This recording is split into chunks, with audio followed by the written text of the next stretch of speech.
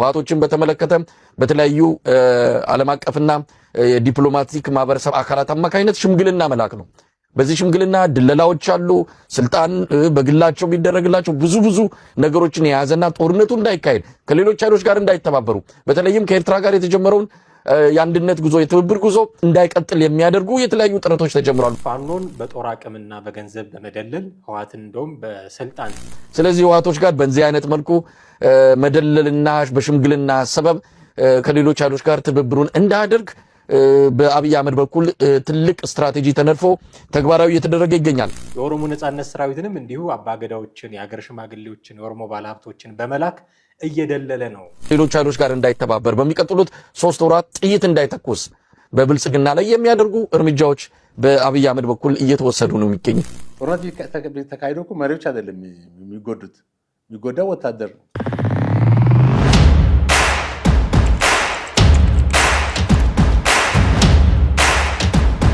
ሰላም እንዴት አላችሁ ውድ ቤተሰቦቻችን? ይህ ዘኢትዮጵያ ነው። ጥላሁን አክሊሉና ማህደገፋ እንደተለመደው በወቅታዊ ፕሮግራማችን ወደ እናንተ መተናል። ዛሬም ሐሳቦቻችንን ወደ እናንተ የምናሻግርበት ርዕሰ ጉዳይ ይዘናል።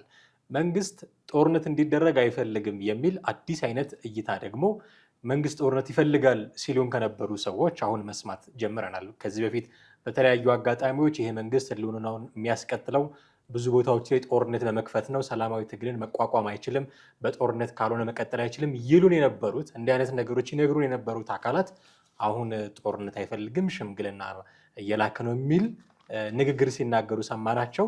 በተወሰነ መንገድ ንግግሩን እንጋብዛቸዋለን ወደ በኋላ ላይ እና በዚህ ጉዳይ ላይ ነው ዛሬ ከባልደረባዬ ጥላሁን አክሊሉ ጋር ሆነን የምንነጋገረው። እስከ ፕሮግራማችን ፍጻሜ ድረስ አብራችሁን ትቆዩ ዘንድ የአክብሮት ግብዣችን ነው።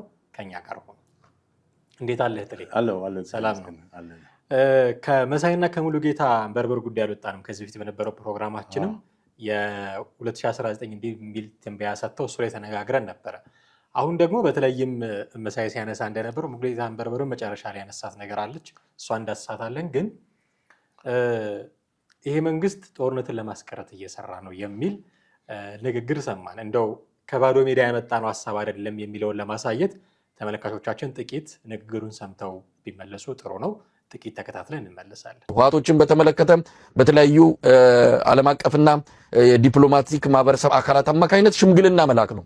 በዚህ ሽምግልና ድለላዎች አሉ፣ ስልጣን በግላቸው ቢደረግላቸው ብዙ ነገሮችን የያዘና ጦርነቱ እንዳይካሄድ ከሌሎች ኃይሎች ጋር እንዳይተባበሩ በተለይም ከኤርትራ ጋር የተጀመረው የአንድነት ጉዞ የትብብር ጉዞ እንዳይቀጥል የሚያደርጉ የተለያዩ ጥረቶች ተጀምረዋል። ባለፈው ኦሉሴጉን ኦባሳንጆ ሄደዋል። ሰሞኑንም አንዳንድ የአውሮፓና የአሜሪካ ዲፕሎማቶች ወደ መቀሌ ሄዳሉ ተብሎ ይጠበቃል። የአብይ አህመድን መልእክት ተሸክመው ነው የሚሄዱ ተብሎ ነው የሚታመነው።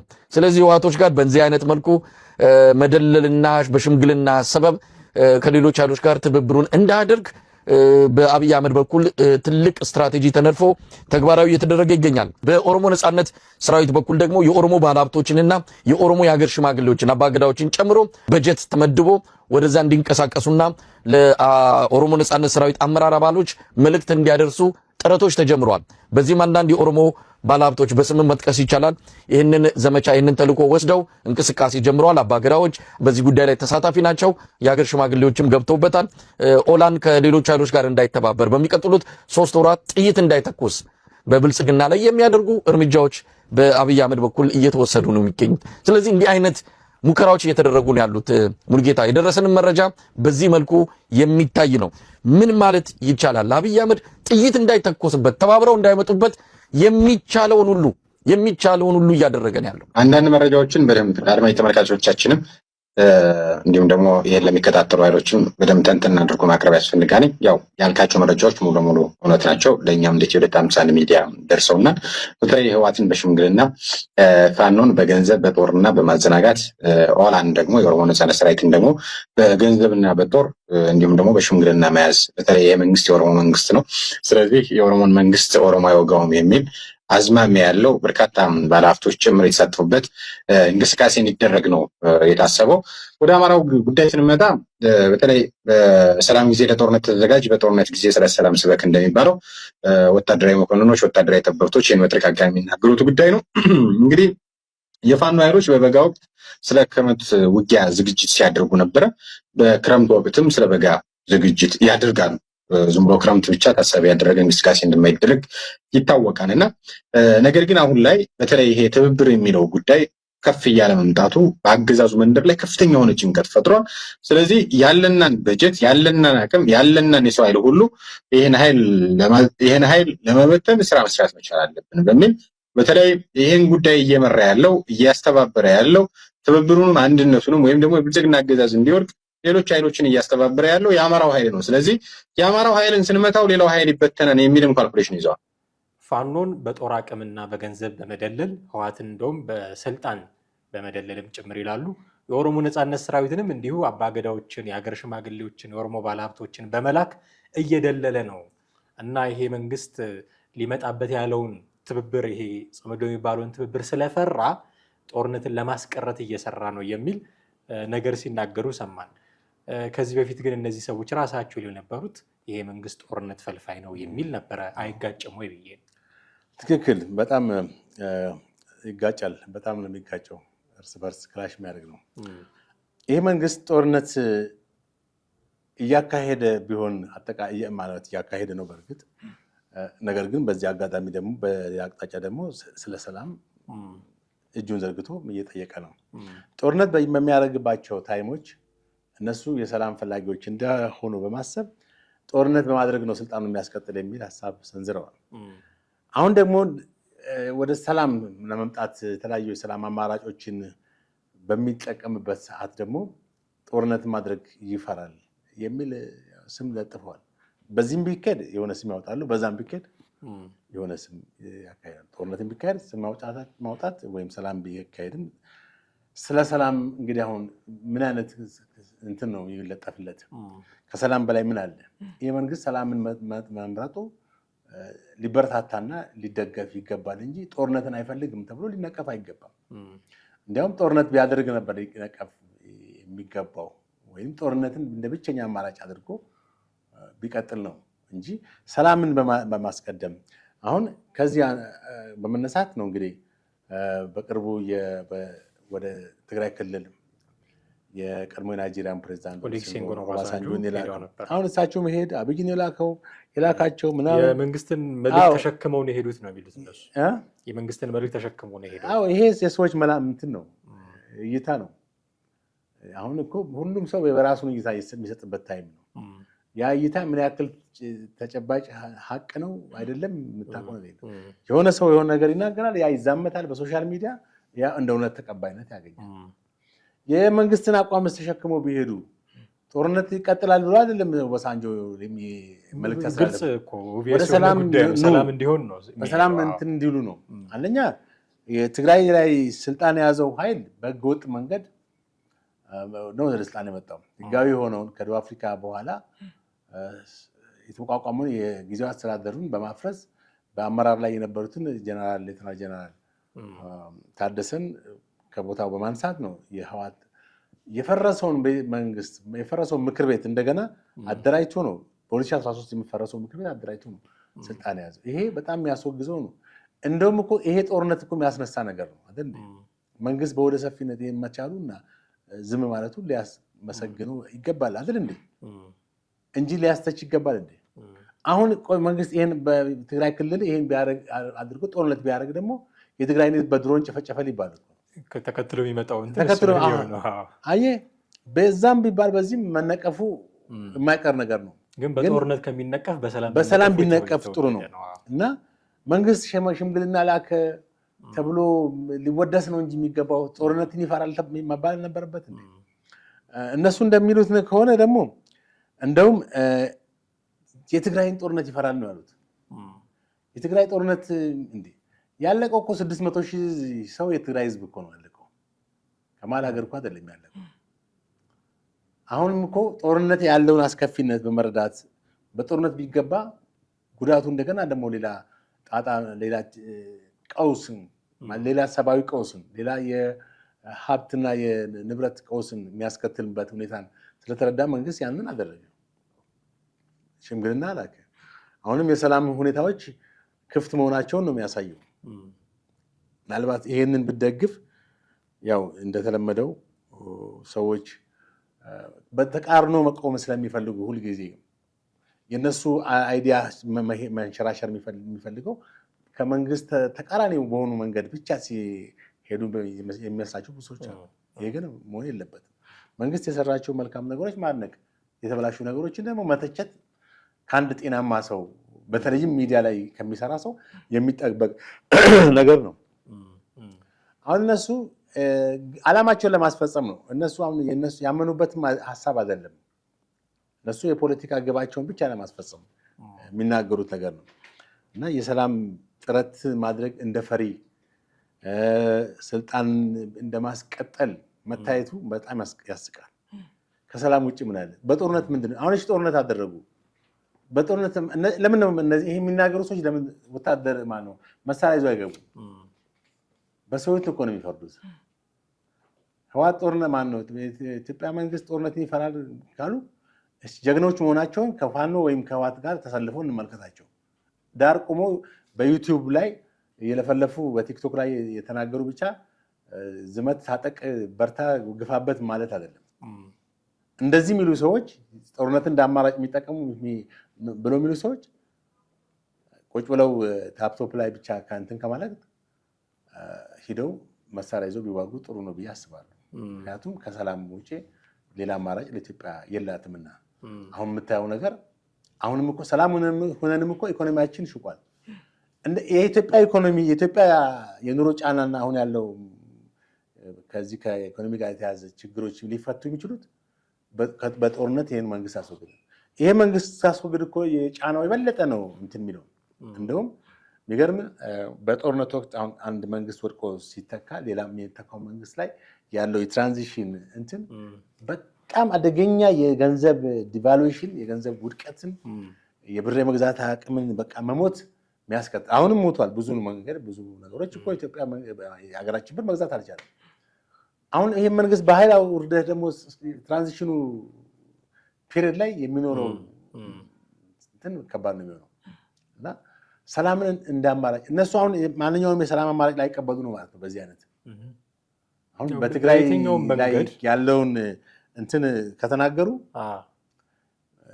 ፋኖ ምንም አይነት ሰላም አማራጭ ቢመጣለት ላይቀበል እኮ ነው ወይም አይቀበልም። ከዚህ በፊትም ደጋግሞ ሲሉ የነበሩ ናቸው። ስለ ድርድርም ስለ ሰላም አማራጭም ብዙ በጎ ፊት ያላቸው አይደሉም። በየትኛውም መንገድ ግን መንግስትን መተቸት የሚባል ስትራቴጂ እንዳላቸው ነው የምትረዳው።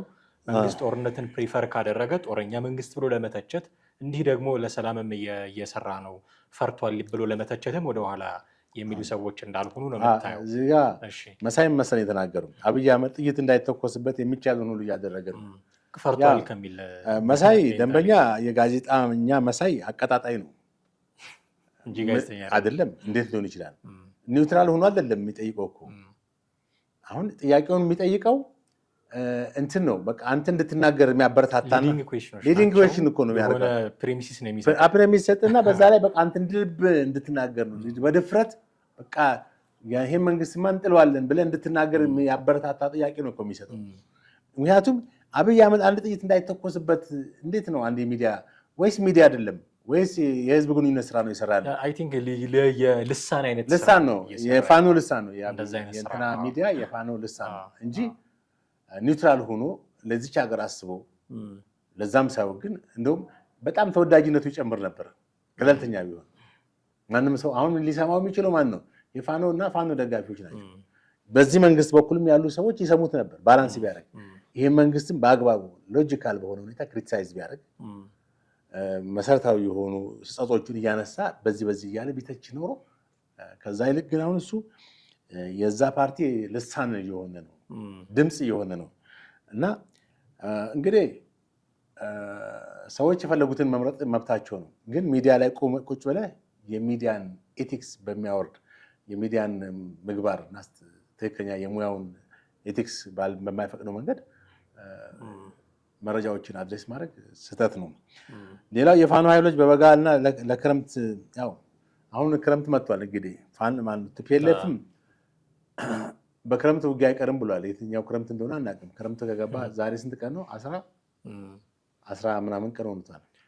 ያው በቀን ደረጃ እንቁጠረው ካልን ገና ክረምት አልገባም። ከሰኔ 25 ጀምሮ ነው ዘመነ ክረምት ተብሎ የሚታወቀው። ግን ሰኔ 25 ሊጀምሩ ይችላሉ ማለት ነው የዛሬ ሳምንት። እንግዲህ እሺ እንጠብቃቸዋለን። ችግር የለውም።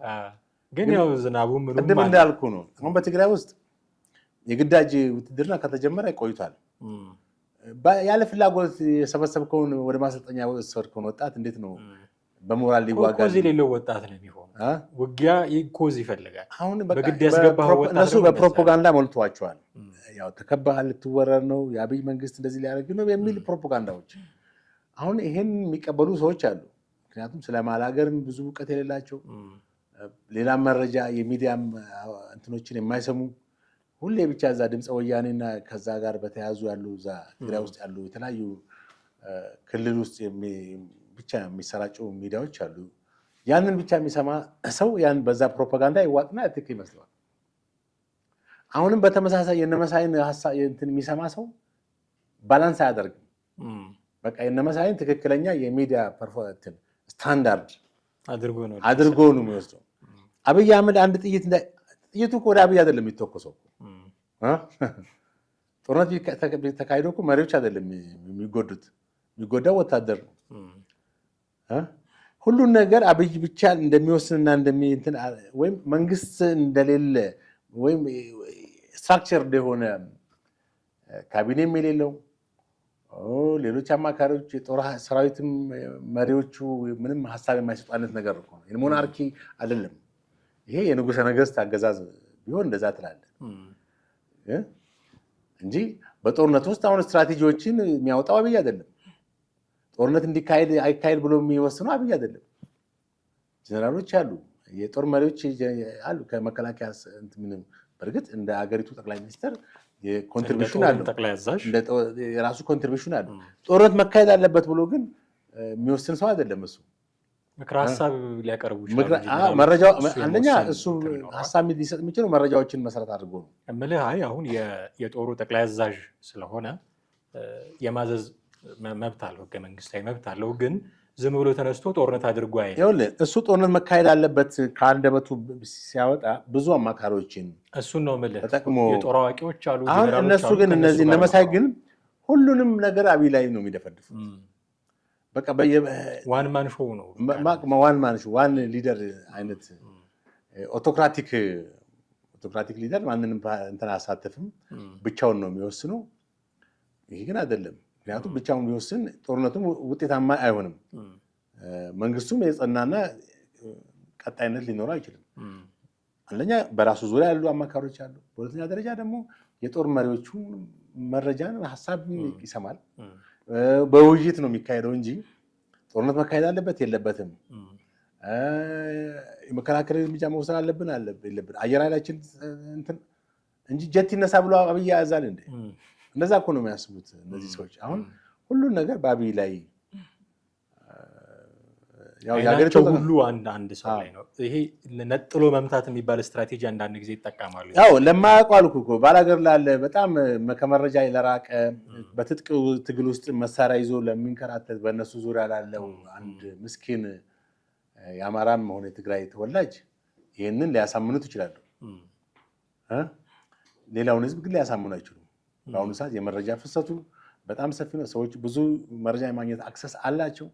ከዚህ አንጻር የነዚህ ሰዎች መረጃ እነዚህ ሰዎች የሚያስተላልፉት ዘገባ ተቀባይነት ሊኖረው አይችልም። በተደጋጋሚ ጊዜ እንዲህ አይነት ነገሮችን ባነሱ ቁጥር ጠቅላይ ሚኒስትሩን ከሌሎች ባለስልጣናት ለይቶ በህዝብ ዘንድ ተቀባይነት እንዳይኖረው የማድረግ አጠገቡ ባሉ ባለስልጣኖችም ተአማኒ እንዳይሆኑ የማድረግ ስራ ለመስራት የሚፈልጉ አይነት አዝማሚያ ይታያል። አንድ ያስተዋልኩት ነገር ኦሉሴጉን ኦባሳንጆ ተልከው ነበረ ወደ ቲፒኤልኤፍ ታስታውሳለህ? ቅድም አንስተዋል። በቅርብ ቀናት ውስጥ ደግሞ ሀርቨን ማሲንጋ የአሜሪካ አምባሳደር በኢትዮጵያ ወደዛ ይሄዳሉ ተብሎ ሲጠበቅ ነበር። ትናንትና ግን አንድ መረጃ ሰማ ነበረ ተሰርዟል እንዲህ የሚል ግን እሳቸውም ቢሄዱ የመንግስትን የብልጽግና መንግስትን ሀሳብ ተሸክመው ነው የሚሄዱት የሚል ነገር ሲናገር ሰምተነዋል መሳይ። እና አሜሪካ ለኢትዮጵያ መንግስት በዚህ ደረጃ ተላላኪ ትሆናለች ብሎ ማሰብ ይቻላል ብዬ ነው። እንግዲህ እነዚህ ፖለቲከኞች ወይም በተለያየ ሚዲያ እየቀረቡ አስተያየት የሚሰጡ ሰዎች ከራሳቸው እይታ ነው ሁሉም ነገር የሚያዩት። አሜሪካን በሆርን ኦፍ አፍሪካ ላይ ወይም በአፍሪካ ቀንድ ላይ የራሷ ፖሊሲ አላት። የራሷ የውጭ ናሽናል ኢንተረስት አላት። በዛ ቦታ ላይ ያለውን መረጃዎች ሁሉ የምታገኝባቸው ሜካኒዝሞች አሉ። በኤምባሲ በኩል ብዙ ነገሮች የሰብስባ መረጃዎችን ታገኛለች። ከዛ በዘለለ ደግሞ ራሷ በሳተላይትና በተለያዩ ነገሮች የምታገኛቸው መረጃዎች አሉ። ከተጨባጭ ሪያሊቲ ከሚወጡ ዘገባዎችም ዓለም አቀፍ መረጃዎችን አግኝታ የራሷን አቋም ትወስዳለች። ለምሳሌ በትግራይ ክልል ጀነራል ታደሰ ወረደ በኃይል አውርዶ የደብረጽዮን አስተዳደር መተካቱ በሚዲያው ወዲያው የተሰራጨ ስለሆነ ይሄ የአሜሪካ ኤምባሲ የሚያውቀው ነው። የአሜሪካ የውጭ የአፍሪካ ቀንድም ጉዳይ የሚያውቀው ነው።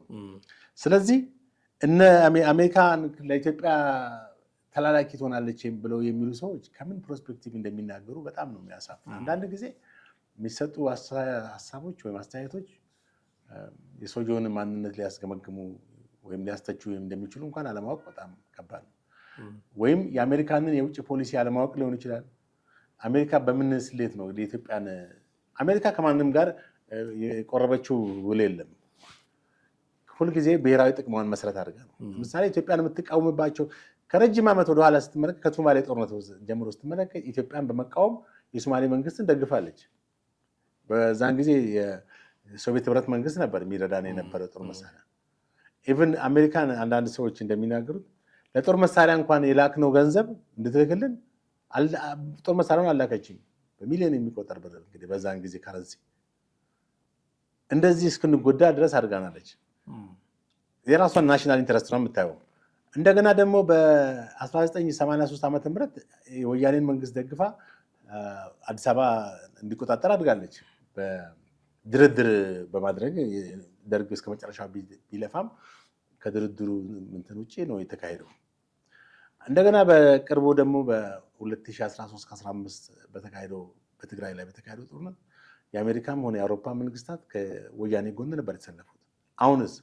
አሁን ደግሞ አሜሪካ ከማን ጋር ትሰልፋለች? ከኢትዮጵያ። ወደፊት ደግሞ ከኢትዮጵያ ተቃራኒ ትሆናለች የሚቀጥለው ዓመት። ስለዚህ አሜሪካን የኢትዮጵያ ጉዳይ አስፈጻሚ ሊሆን የሚችልባቸው ምንም አይነት እንትን የለም። ታላቅ ሀገር፣ ትልቅ ሀገር እኮ ነው፣ ሀያል ሀገር ነው። ምን ሊያገኝ ነው የኢትዮጵያ እንትን የሚሆነው ጉዳይ አስፈጻሚ ሊሆን የሚችለው? ሌላ ያነሱት ነገር ምንድን ነው? ጦርነት አይፈልግም ይሄ መንግስት፣ ጦርነት እንዲቀር ይሰራል እያሉ የሚናገሩት ትብብሩን ጭንቀት ፈጥሮበታል። ትብብሩ እነዚህ ኤርትራ፣ ህወሓት፣ ኦሮሞ ነጻነት ሰራዊት፣ ፋኖ ሊፈጥሩት ያለው ትብብር ጭንቀት ስለፈጠረበት ነው መንግስት ላይ ጦርነት እንዳይኖር የሚፈልገው ይላሉ። እኔ ባላምነውም አስረስ ደግሞ ትብብር የሚባል ነገር የለም ይላል። አስረስ የፋኖ አመራር ነው። ትብብር የሚባል ነገር የለም እስካሁን ቢኖር ደስ ይለናል፣ ግን የሚባል ነገር የለም ማለት ስቲልን ያላምነውም አሉ ብዬ ነው የምገምተው። እነዚህ ደግሞ ትብብሩ አለ፣ መንግስት ላይ ግን ጫና ምንድነው ጭንቀት ስለፈጠረበት ነው ጦርነት የማይፈልገው መንግስት የሚል ድምዳሜ ነው ያላቸው። ከባለቤቱ ያወቀ ቡዳ ነው አያስበላቸውም። ከአስረስ በላይ ትብብሩ አለ፣ መንግስት ፈርቶታል የሚል ነገር ውስጥ ሲገቡ ራሱ አስረስ ከተናገረው ነገር ጋር የሚጋጭ ነው ብዬ። ትክክል። አሁን ይሄን የዚህን የፋኖን ሆነ ሌላውን ኃይል ከሩቅ ሆኖ በሪሞት ኮንትሮል መቆጣጠር የሚፈልጉ ኃይሎች አሉ። የአብይን መንግስት እንዲወገድ ብቻ ስለሚፈልጉ ወይም የብልጽግና መንግስት እንዲወገድ ስለሚፈልጉ ብቻ በተቻላቸው እጃቸውን አስረዝመው ባላቸው የሶሻል ሚዲያም ተቀባይነት በመጠቀም በቃ የማይፈነቅሉ ድንጋይ የለም። በዛ ላይ ደግሞ የራሳቸውን ሀሳብም ያመነጫሉ። ማለት ይሄ ድርጅቶቹ እነዚህ ተዋጊ ድርጅቶቹ የሌላቸውን ሀሳብ እንደ ሀሳብ አቀባይ ሆነው የሚያቀርቡ አሉ። ይህ ትብብር የሚለውን ነገር የተናገሩ ሀብታሙ መሰለኝ ባለፈው። ከሱ ውጭ በሌላ አክታል አልሰማውም። አሁን ሰሞኑን መሳይ ተናግሮታል። እና ይሄ ተጨባጭ መረጃ አለኝ ምናምን ብሎ ነው የተናገረው አይደል? ከሱ ውጭ በሌላ የሚዲያ በደንብ እንዲህ አጠንክሮ የተናገረ ኢቭን እሱ የተናገረው ነገር እውነት ለመሆኑ የምታረጋግጠው ሌሎችም መረጃው አለን ብለው ሌሎች ሲንሸራሸር ነው። ስለዚህ የሀብታሙ ቅዠት ነው ብዬ ነው የማስበው።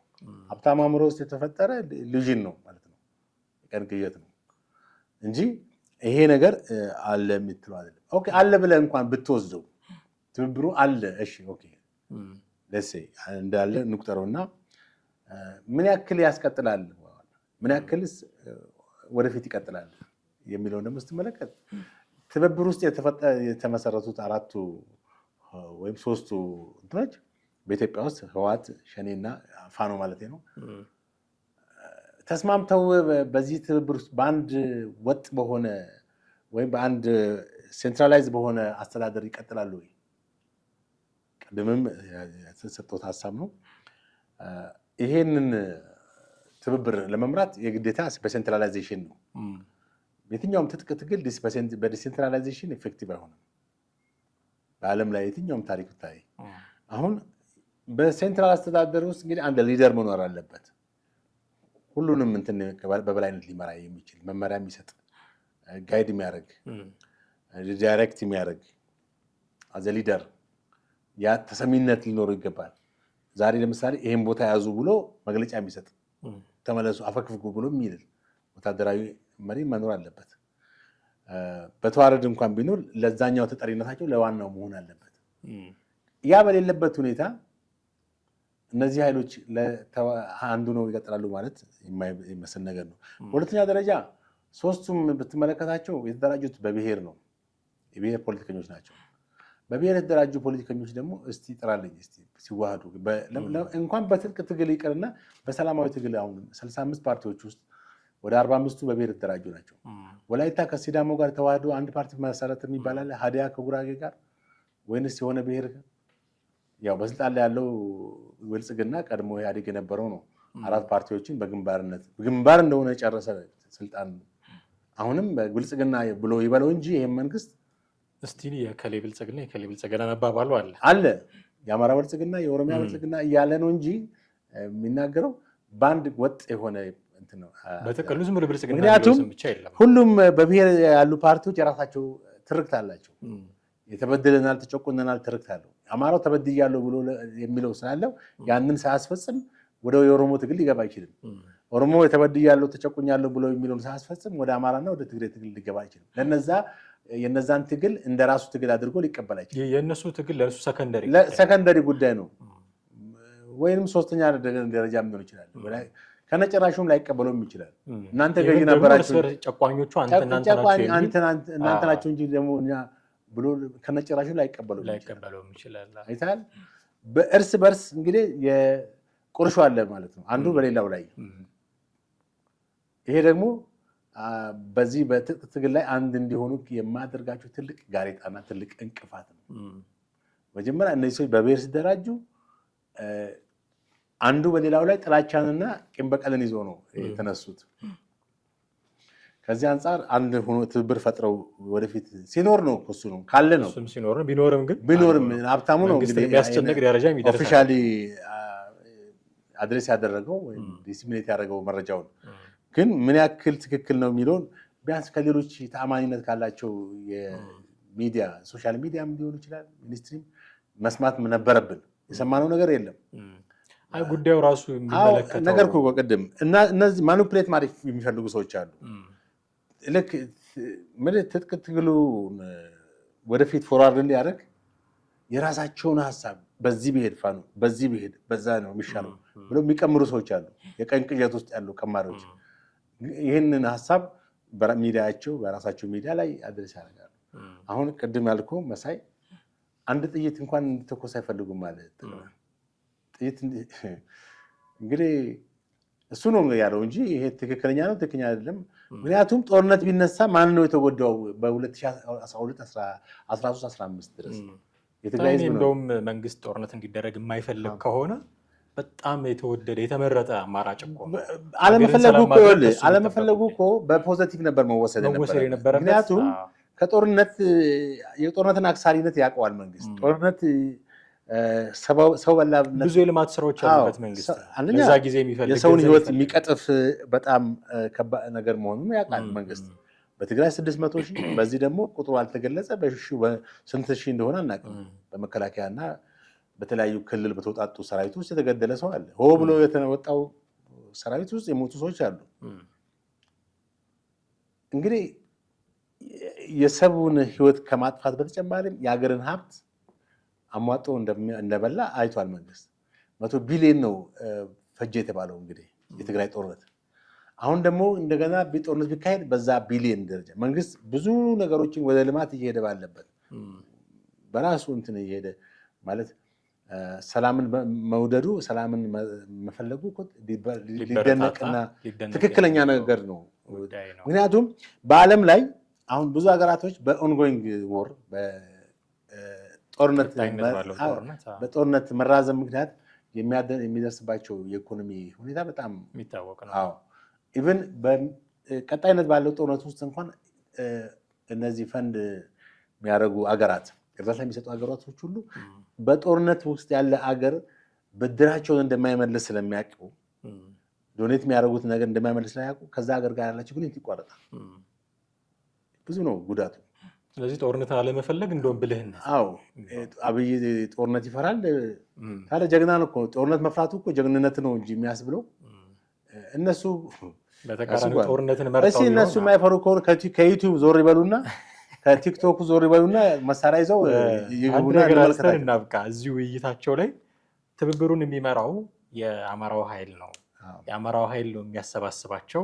ስለዚህ መጀመሪያውን አማራውን መጥቶ አዳክሞ ሌሎቹ ጋር መሄድ ይፈልጋል የሚል ሙሉጌታ ሲናገር ሰማሁትና እቺ ደግሞ ደንበኛ የቀን ቅዠት ነች። እቺም አሁን እንደው እነ ዘመነ ካሴ እኛንን መሪዎች መሆን ያለብን ማሰባሰብ ያለብን ቢሉ ቅድም ያነሳው ነገር ነበር። ደብረጽዮን ዝም ይላሉ ወይ ራሱ ኢሳያስ ጃለመሮ ዝም ይላሉ የሚል ጥያቄ ያስነሳል። እንትን ነው ያው ምኞት አይከለከልም፣ መመኘታቸው መብት ነው። ግን ይሄ ምኞታቸው ምን ያክል ሂዶ ኢፌክቲቭ ይሆናል የሚለው ነው። በኦሮሚያ ክልል የሚንቀሳቀሱ የሸኔ አሁን ዋነኛው ጠቡ አማራ የኦሮሞን ሕዝብ ጨቁናል ነው የሚለው። አሁንም በስልጣን ላይ እንዲቀጥል ይፈልጋል ብለህ ታስባለህ? ትግራይስ የአማራ ሕዝብ ጨቋኝ መሆኑን በጣም ለ27 ዓመት ሲደሰኩርና ሲናገር የነበረው ነገር ነው። ኦፊሻሊ ባይናገረውም ውስጥ ለውስጥ የትግራይን ሕዝብ ሁሉ እስኪቀበል እስኪያምን ድረስ የአማራ ሕዝብ ጨቋኝ ነው ብሎ የአማራ ሕዝብ በድለዋል ብሎ ያሳምንና በ17 ዓመት የደርግ እንትን ውስጥ ውጤት ያመጣውን በዚህ ነው። የብሔርን ትርክት ይዞ ነው እንጂ በኢትዮጵያዊነት ስሜት አይደለም ተነስቶ እንትን ያለው። ሁሉም የብሔር እንትኖች እንደዚህ ነው አስተላለፋቸው። እዚህ ጋር የፋኖ ጉዳይ ብትመለከተው ሌላ አዲስ ታሪክ የለውም። ያው የድሮ ታሪክ ነው ማለት የብሔር ፖለቲካ በብሔር ፖለቲካ የተደራጁ ኃይሎች ስሜትና መንፈስ ነው ያለው እና የነሱ አሁን አማራ ነው መሪ በቃ እነሱ አሁንም የመሪነት እንትን ሁሌም እየተተቸከው ያለው አማራ ብቻ ነው ገዛ ነው እየተባለ አሁንም ስለ ዲሞክራሲና ስለ ነፃይቱ ኢትዮጵያ ሁሉንም አሰባስቦ አንድ ጥላ ስር የምትሆነው ኢትዮጵያ ሳይሆን የሚመኙት የአማራን ሱፐርሜሲ ያስጠብቅ እንትን ነው። ይሄ ደግሞ ፋኖ ነው ብለው ነው የደመደሙት። ከዚህ ደግሞ እንዲሳካ እነ መሳይና እነ ሀብታሙ ከጀርባው ነው እያራገቡ እንደሆነ ትመለከተው።